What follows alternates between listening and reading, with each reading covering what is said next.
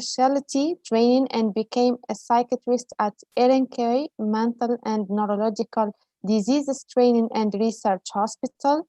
In 2013, she started working as a chief assistant in the same hospital. Miss Altentash was responsible for the implementation of two projects about outpatient treatment and rehabilitation program for addiction patients, which was the first program in Turkey. In 2013, Dr. Altentash received the Research Award for Psychiatric Association of Turkey, and she became an associate professor of psychiatry in 2018. She participated in the World Health Organization Gambling Workshop in 2019. It provides psycho-education and group therapy to patients diagnosed with gambling addiction and disorder. She is one of the project coordinators of Yeşil Ay TBM gambling module. Dr. Altentash advises on different projects related to addiction, alcohol and substance use disorders, behavioral addiction, and family and couple therapies, as well as social psychotherapy and EMDR are her field of interest. Dr. Altentash is currently working as an educational officer and responsible for the AMATEM, which is Alcohol and Drug Addiction Center at Istanbul Erenköy Mental and Neurological Disease Training and Research Hospital. Without further ado, Dr. Marie, the floor is all yours. Okay, and thank you for your kind presentation. Hello to everybody. Today I'm very happy to be here with so many precious young people, young volunteers who are fighting against addiction and all over the world. I send my love and greetings to everyone. I hope you will benefit from my presentation. Now I want to share my screen now.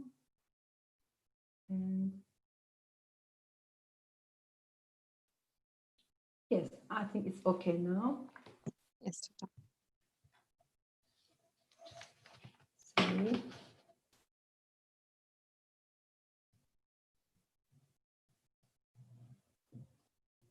You will see the presentation now? Yes, I can see the presentation. Okay. Yes, it's okay. Okay. And Yes. you see now full screen. Okay. Yes, I can see first. Okay. Now we can start. Here's the outline of my presentation. I'm going to tell about addiction, behavioral addictions, and gambling addiction. It will be a long presentation, as you see here. Now, addiction is separated into two parts. Sorry, I want to make something different because I can see my... I need some help because I can see my screen now. You see, but I can... okay. Now, addiction is separated into two parts: substance-related disorders and behavioral addictions. Substance-related disorders were discussed before me, and I will talk about gambling addiction. It's one of the behavioral addictions today. And now let's look at types of behavior addictions. Now here you see the addiction tree: thought addictions, feeling addictions, substance addictions, and as you see, they have so much in common. Now, when do we say that there is a behavior addiction? Let's take a look at the common features of behavior addictions. All are dealing with a certain behavior, getting away from the real world, repeating this behavior to reveal a feeling that feels good, and tolerance develops as behaviors continue. Difficulty in controlling behavior, and if repetition of the behavior is prevented, there may be signs of withdrawal, such as tension or irritability. Continuously increasing in addictive behaviors will cause the deterioration of daily life standards. And now let's look at the types of the behavioral addictions. First, the technology addiction, as you know well. The other one is internet addiction. And the next one is game addiction or video game addiction, the same.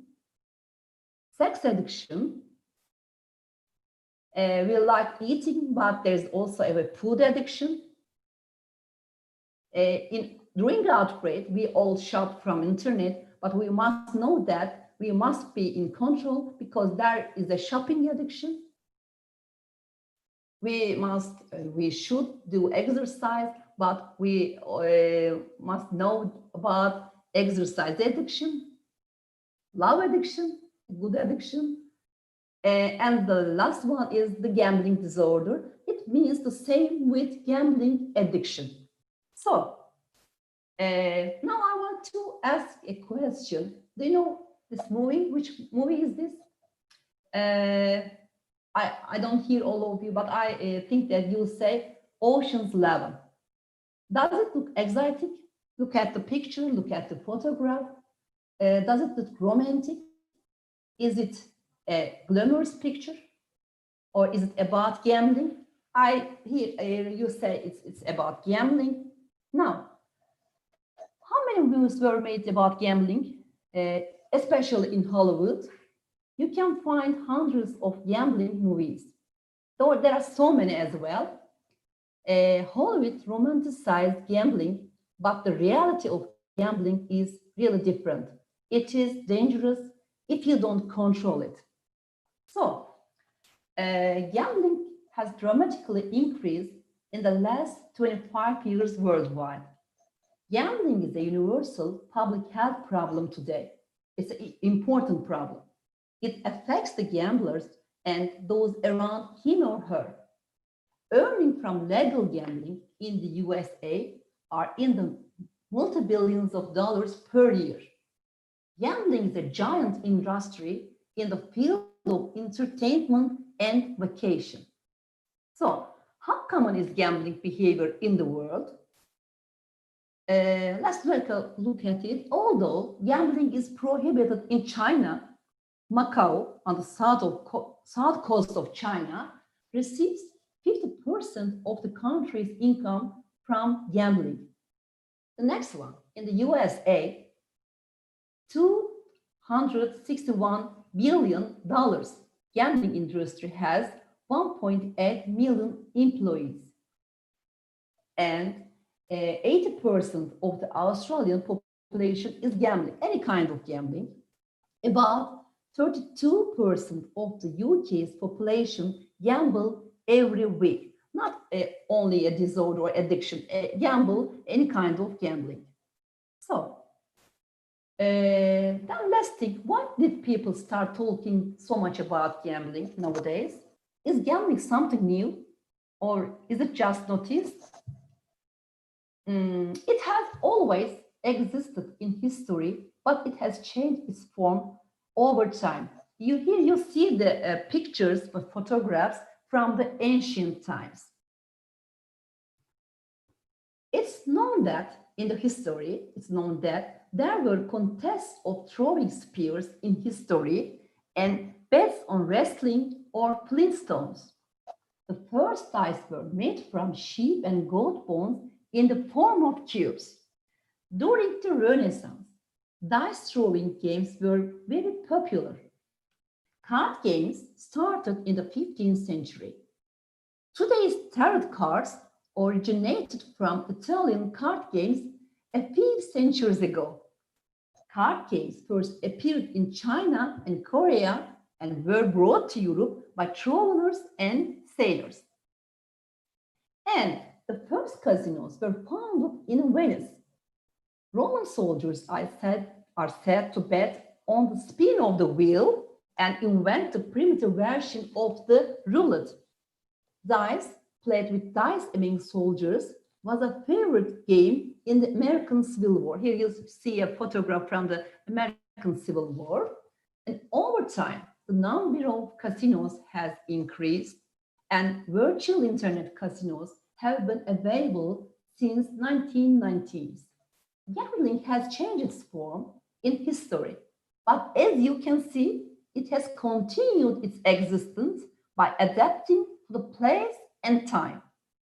With the introduction of internet into our lives, online gambling types emerged and start to sell more every day. The speed and danger of existing problem increased even more. So, what's the meaning? I'll ask you, what's the meaning of gambling?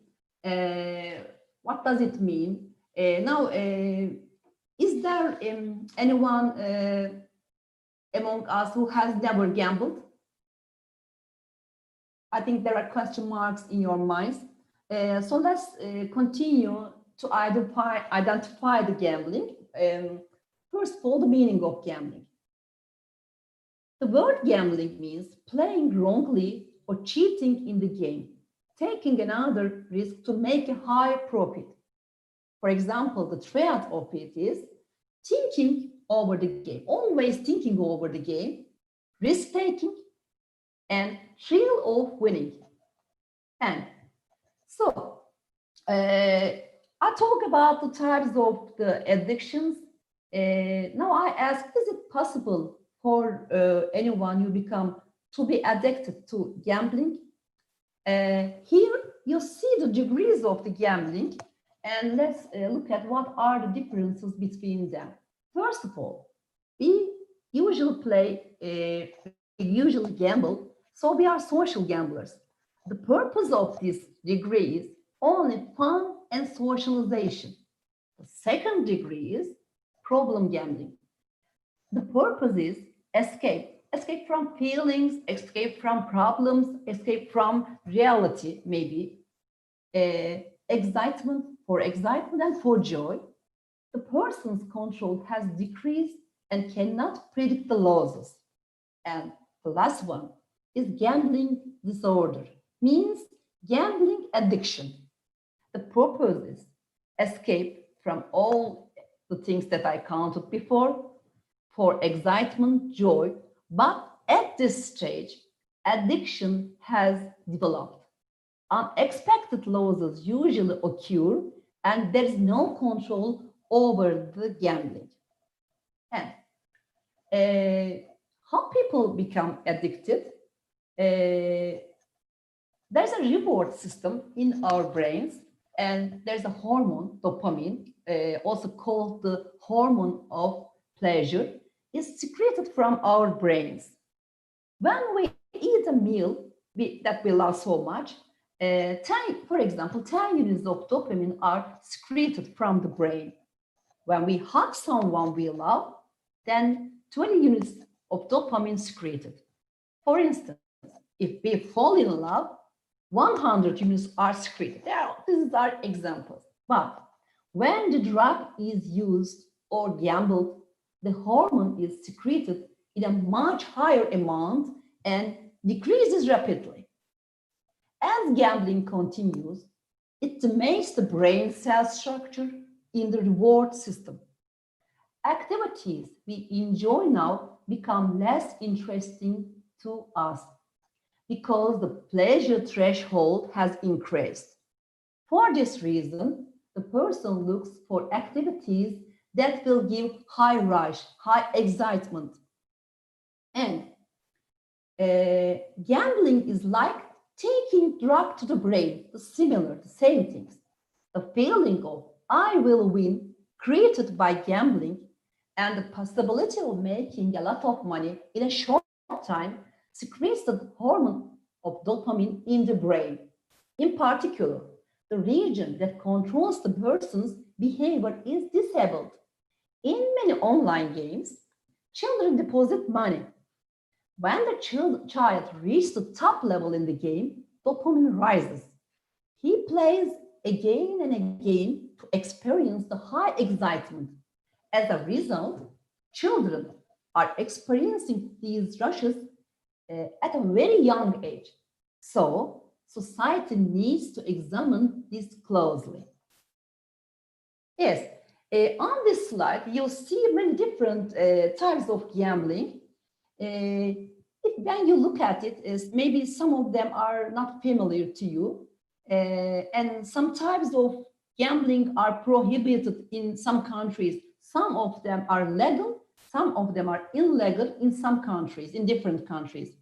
But many of these types of gambling are common around the world. For example, playing cards, games of skill like golf, billiards, lotto or national lottery, numeral lotto, cockfighting for money, casino games like, as you know, slot machines, roulette, blackjack, and etc. Sports lotto, sports betting, bingo, dice games, or self-organized games for making money, virtual casino games like poker, roulette, blackjack, and etc. And playing on stock exchange or forex. Now, I am talking about addiction. So how do we know if a person addicted to gambling? What are the signs of addiction? Now, take attention. I will give you 9 signs to know if a person is addicted or not. If at least 4 signs are shown within a year, we can diagnose that the person has a gambling addiction. Yes, first, needs to gamble with increasing amounts of money in order to achieve the desired excitement. 2, is restless or irritable when attempting to cut down or stop gambling. Has made repeated unsuccessful efforts to control, cut back, or stop gambling. 4, is often preoccupied with gambling, having persistent thoughts of reliving past gambling experiences, handicapping, or planning the next venture, thinking of ways to get money with which to gamble. Now, 5, often gambles when feeling distressed, helpless, guilty, anxious, depressed, uses it as a coping strategy, as you see. After losing money, gambling often returns another day to get even, chasing one's losses. 7, lies to conceal the extent of involvement with gambling and has jeopardized or lost a significant relationship, job, or educational or career opportunity because of gambling. The last one, relies on others to provide money or to relieve desperate financial situations caused by gambling. Now, we can talk about the prevalence, the frequency of gambling. The prevalence in general population is 1 to 5%, but among university students, it's 8%. In adolescents, it can reach to 12. 60 to 80% of the youth gamble for money, and 10 to 15% of them are risky in terms of gambling disorder. This is important. The prevalence of pathological gambling has increased over the past 2 decades, particularly in the following groups: the poor, adolescents and young adults, seniors, women, prisoners also, and the prevalence of gambling disorder among young people is higher than that of adults due to the rise of technology we know. And gambling is a hidden addiction. It's necessary to strive to detect and treat. Only 10 to 20% of those with gambling disorders seek professional help. These people often come not with the problem of gambling, but with negative consequences of gambling. They are brought for reasons such as family and couple therapy, couple problems, sorry, forensic problems, depression, and also suicide, workplace issues. And you can ask that, is there any single reason of the gambling addiction? No, there's no single reason. It occurs for biopsychosocial reasons, biopsychosocial reasons. The effect of all genetic, familial, environmental, and social reasons are mentioned. For example, if there is an immediate family member who has a gambling addiction, this can affect other family members also. Why is online gambling more dangerous than other types? Gambling is dangerous, but online gambling is more dangerous than other types. Online gambling is more risky because it's much more addictive, because it's easy to reach. It's very easy to do this with smartphones today, as you know. The person does not have his own name on websites. Nicknames can be used. There is often no age limit, and it's easier to spend money online. So there are some personality characteristics of the people who gambles. Now let's look at them. Competitive and self-confident and optimistic. They usually cannot express their feelings easily. Sometimes they need help. Believe that they always know the score in gambling and in life. In adolescence, when they are in adolescent times, there is an intense dealing with betting. The desire for action is at the center of lifestyle. And they have a rationalization that they must be where the action is. They prefer small rewards in the near future to large rewards in the future.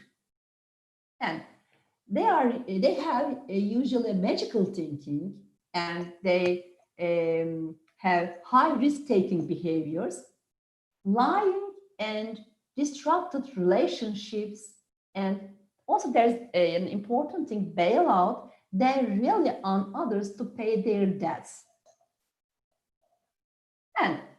And we can talk about the comorbid disease in gambling addiction. It means that what other diseases are attributed to gambling, because gamblers rarely go for help on their own, and usually it takes the insistence of their families generally. Now let's look at these comorbid psychiatric issues, psychiatric disorders. First, alcohol and substance use disorders. Second, impulse control disorders, mood disorders, personality disorders, anxiety disorders, eating disorders, psychosomatic disorders, and with attention deficit hyperactivity disorder, ADHD we say, and depressive disorders also. It's an important slide, I think. Approximately half of the individuals in treatment for gambling disorder have suicidal thoughts, and 17% attempt suicide. And almost 50% of gamblers receive treatment for mental disorders, any mental disorders. Anyway, and there is a coexistence with other addictions also. Gambling addiction is also connected with all other addictions. Gambling disorder and substance use disorder, they are together, and the percentage is 57, we can say. And the risk of gambling disorder increases 3 times in substance use disorder. In the presence of gambling disorder, the risk of alcohol use disorder increases 4 times. And so Are there any risk factors in gambling addiction? Yes, there are some risk factors that we can count. For example, being a man and low socioeconomic status, impulsivity, alcohol and substance use, anxiety, depression, and some psychological problems. Starting gambling at a young age, it's a big risk. Incompatible coping strategies, poor academic performance in school, parents' problematic gambling, inconsistent parental attitude, family problems, or maybe couple problems, marketing of gambling, normalization of gambling sometimes. Gambling is accessible, risk-loving personality traits, and people who are in search of innovation.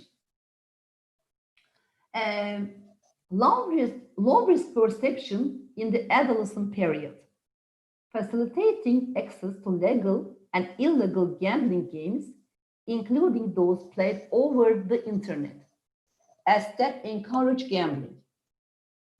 Gambling games operated by various government agencies and increased availability of money resources, especially for children, peer influence, and the presence of gamblers in the family.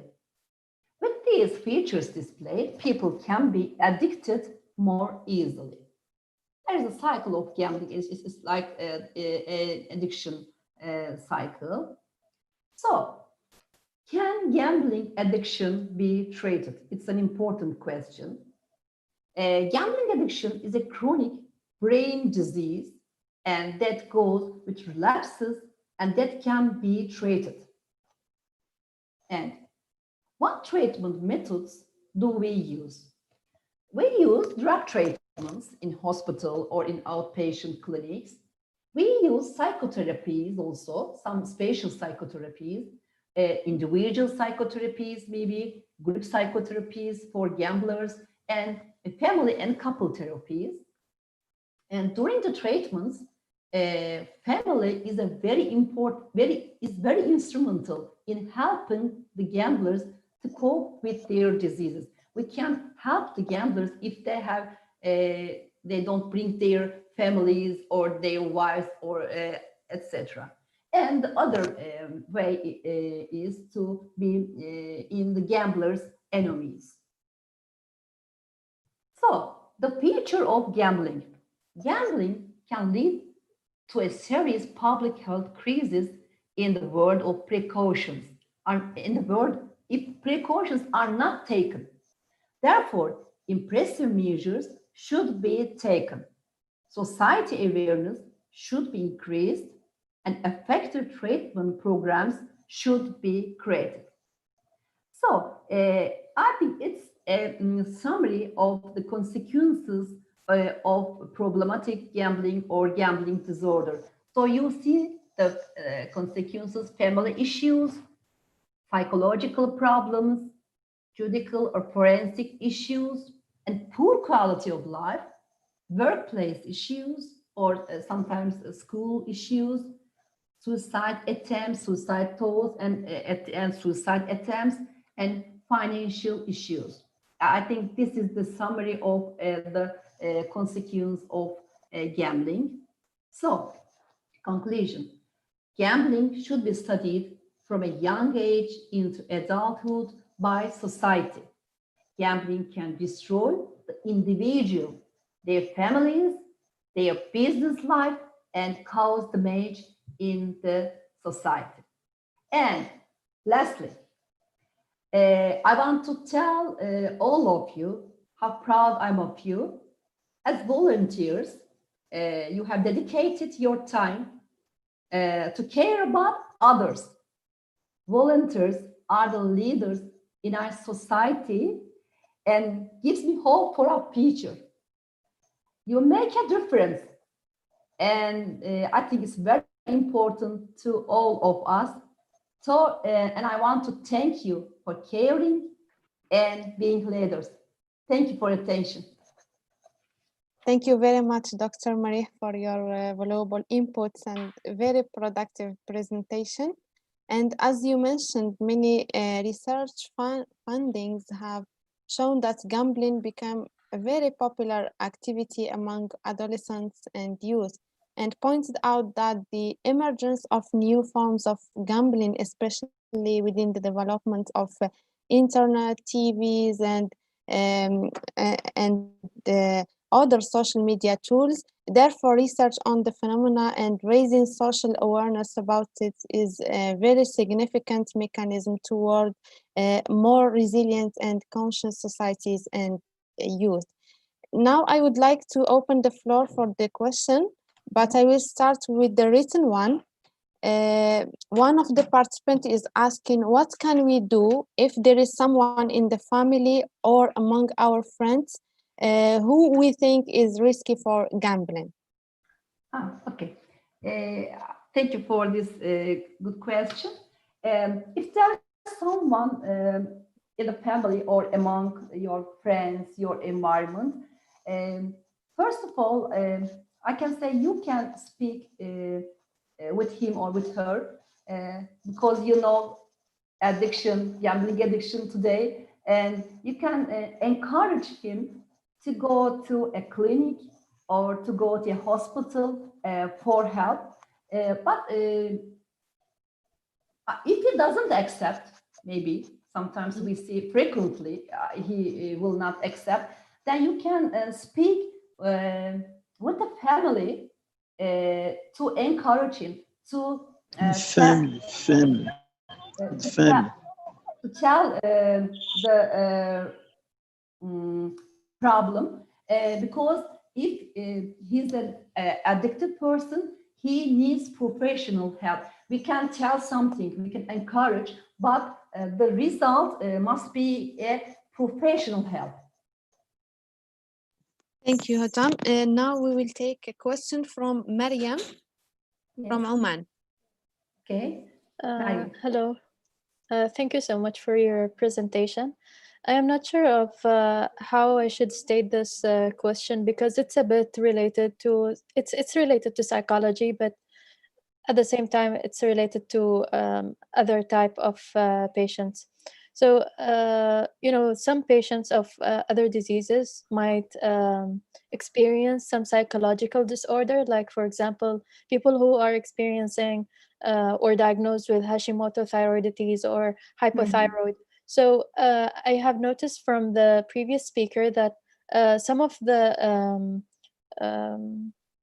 addiction symptoms or some of the psychological disorder that is caused by addiction is actually similar to some of the psychological disorder for those people who are experiencing with other diseases. So I'm not sure of if we can implement or find a way of facing or solving this kind of issue with those patients. Thank you. I understand from your question that you learned something from the other presentation that I think she wanted to say addiction is a disorder, is a disease, as gambling disorder also.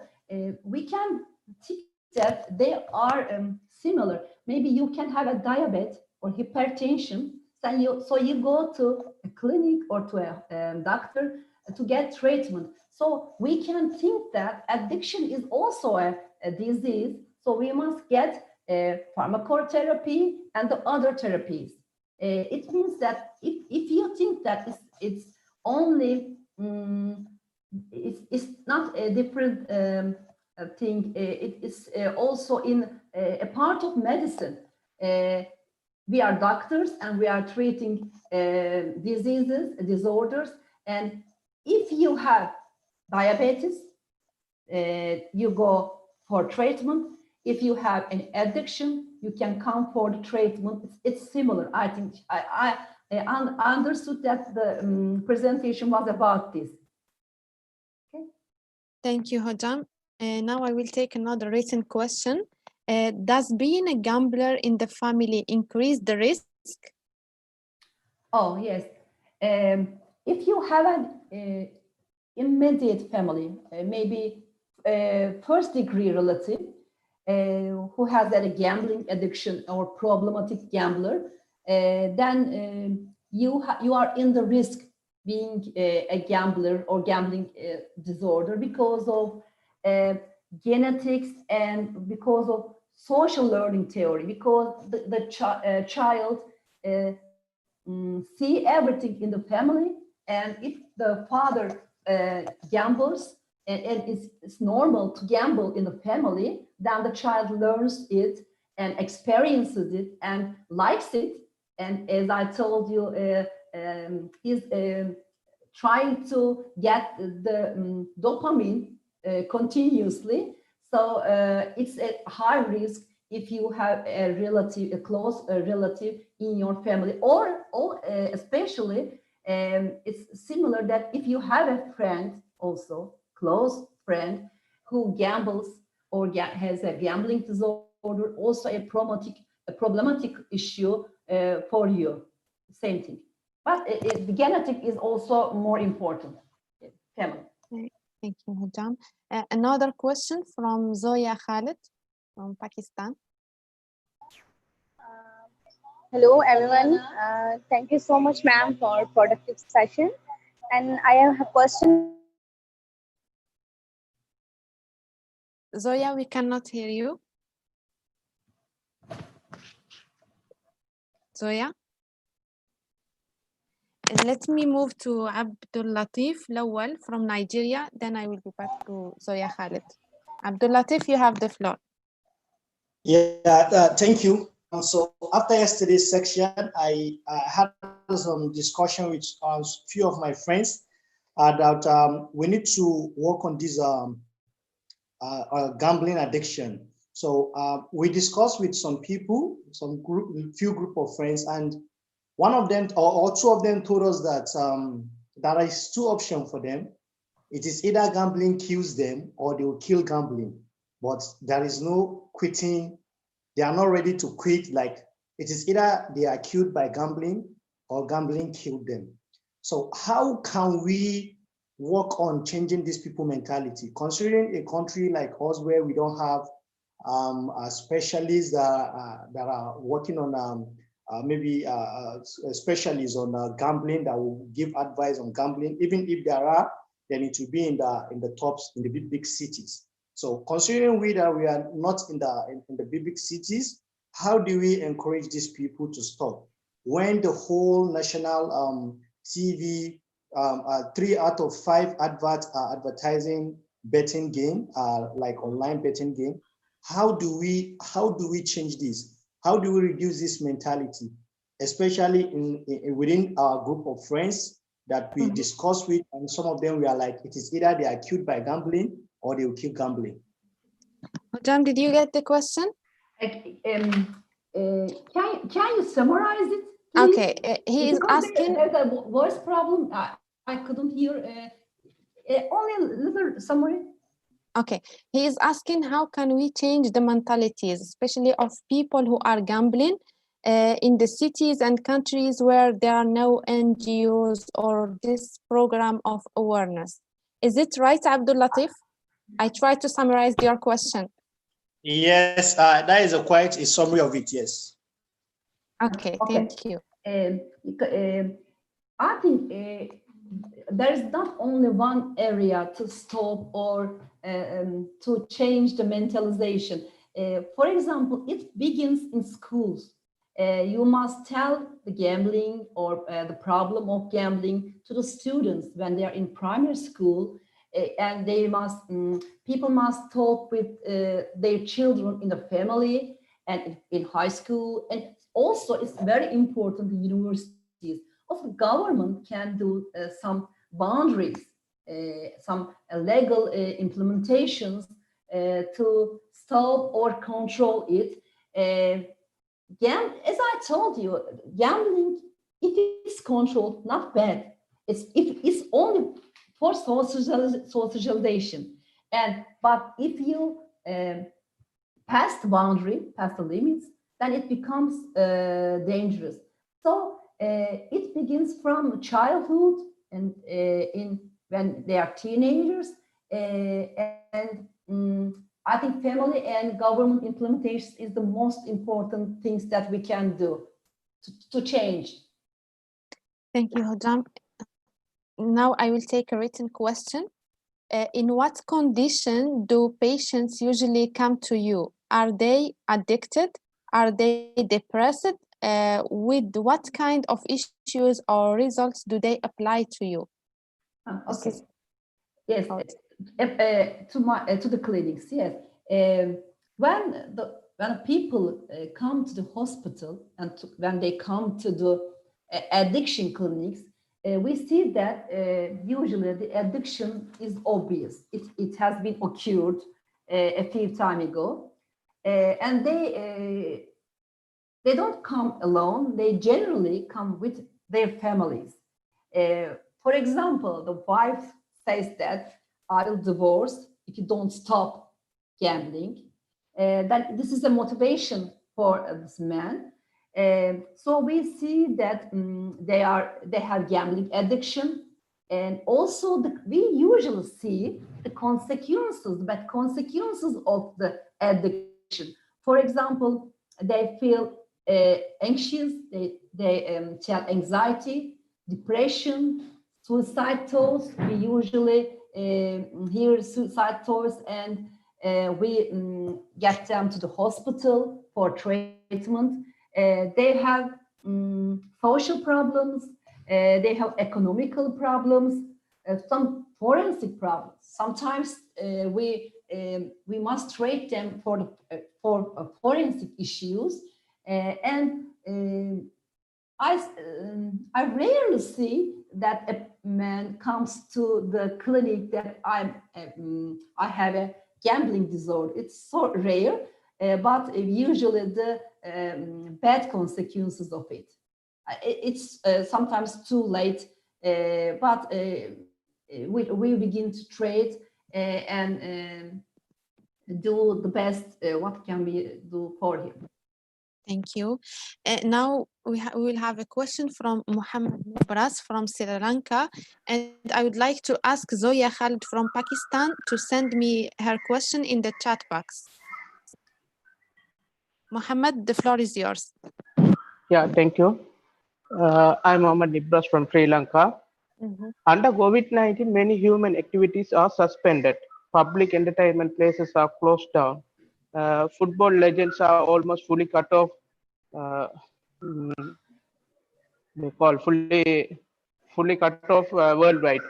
The target for gambler to bet are less and less. No matter football, horse racing, boxing, bar, etc. My question is, how do the psychiatrists addictive gambler coping with their addiction under COVID-19? In psychiatry, psychotherapy or behavioral modification is always used.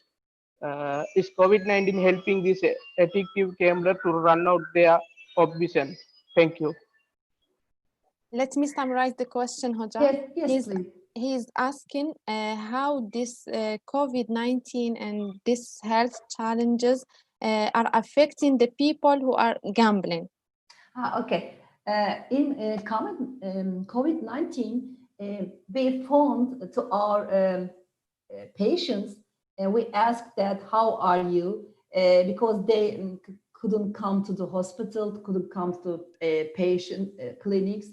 And they said that it was not easy for us to be away from gambling, but it was a treatment period for them because they couldn't go out. If they are gambling out of internet, but if they are the gamblers of internet, it was bad for them because they were with families. It was a control mechanism to be with families also in the same home, in the same house, but there was a lot of time to spend, and they spend a lot of money by playing,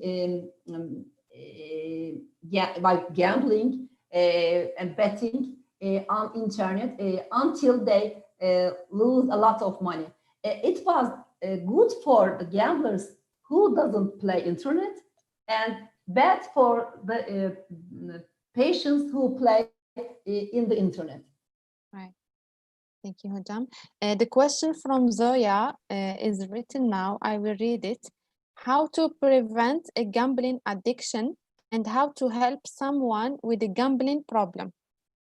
Mm-hmm. Yes. Is this a child or an adult? She is not. It's my question. Yes. Child? She's asking in general. In general, yes. Yes. From the beginning, everyone in public must be aware of the consequences. First, we must, you can gamble, but you must learn how to control it. Especially the mothers and fathers must control their children. For example, they're on the internet and he must go and see and ask, what is he doing on internet? Playing games or gambling or chatting with anyone who doesn't know. And so family control and schools must tell a lot of things, some conferences or some activities about gambling. Also, if you want to prevent gambling, you must put different positive alternative behaviors to replace them. Okay, if for example, I say my patient that you must not gamble, please control yourself, and etc. I give treatment, drug, and therapies, etc. So he asked me, what will I do in the times that I gamble? So he must find some new and some positive activities to replace it. Some maybe sports, maybe writing, reading, and etc. What he loves. It's important that he must find what he wants. I can't say that you must read. If he doesn't like it, he can't do it. So we help and encourage them to find some new ways to get excitement, to get rush as for the dopamine that we have inside. Okay? It means that we have always to find other alternatives for these addicted people. Yeah. Thank you, Hojam. Last question will be from Bishank Paksoy. She's from Turkey. Bishank, you have the floor. From Turkey? Oh. Yes, she's from Turkey. Bishank, can you hear me? Okay, I think Bishank is not with us. Unfortunately, maybe she can ask her question. Okay, I can hear you. Please proceed. Thank you. First of all, thank you very much for this online training and for your time. Meri Hoca, can I call you Meri Hoca? Okay, my question is about, did you have any increase in the patients that come and consult you or, Green Crescent that came with online gambling? Was it for young people? I mean, were they young people or mostly adults, or in gender? Was it depending on the gender also? For example, maybe more the men was they were gambling, or women, or what kind of alternatives or what kind of things that you could tell them, for example, to leave it or to rehabilitate them? Or did you have any research on it?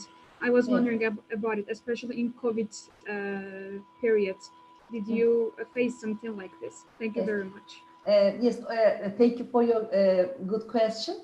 Also, we plan the treatment according to the types of, sometimes the types of the gambling.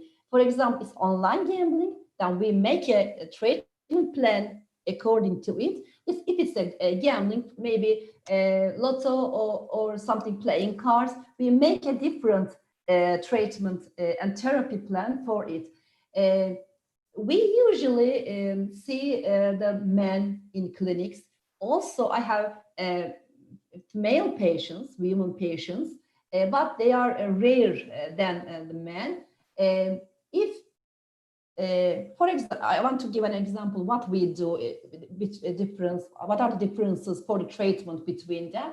If he's an online gambler, then first we say that you must be away from internet. It's sure, we know it.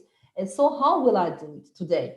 I'm using WhatsApp messages and other things with internet. So you must get a new phone number, and you must be away from your friends who gambles and the other gamblers that they sometimes be together. They have a little contact with internet, and if he's a child or or teenage, then we need the help of the family, and we say, for example, we say to the mother that give enough money only for bus or for food, not much money, because if you give much money, he plays, he gambles, and if he's an adult, then I can say to his wife that you must take the control of money, bank cards, and others. If he needs something, you can give enough. So the treatment plan depends on the type of the gambling and the person and characteristics of person, as I accounted in my presentation, risks when he needs to play, when he needs to go out and play, and when does he feel craving. We said craving, he wants to play, we can stop, and he can stop himself. So sometimes we can stop, and for example, we want him to write the times of craving, and for example at 9 o'clock, then you can make a new activity and 9 o'clock with your family. Or he thinks that I feel bad in the morning, then we can find something to do in mornings and something, etc. We don't have only one model. We can change the model according to the patient, according to the issue statement. Okay? Thank you, Hojam. I think we came to the end of the lecture. I would like to thank our distinguished speaker, Dr. Merih Altantash, for the wonderful lecture. It was a very nice learning experience with you, Hojam. Thank you so much. Thank you all. See you. Also, we are very grateful to the Green Crescent experts, mentors, and doctors. Without their valuable contributions and expertise, the program would not be successfully implemented. And dear participants, the next and the last session will be after 5 minutes with my colleague, Mr. Idi Ahmed. I wish you a good and fruitful lecture. Thank you so much, and see you in other ICYF opportunities and programs. Assalamu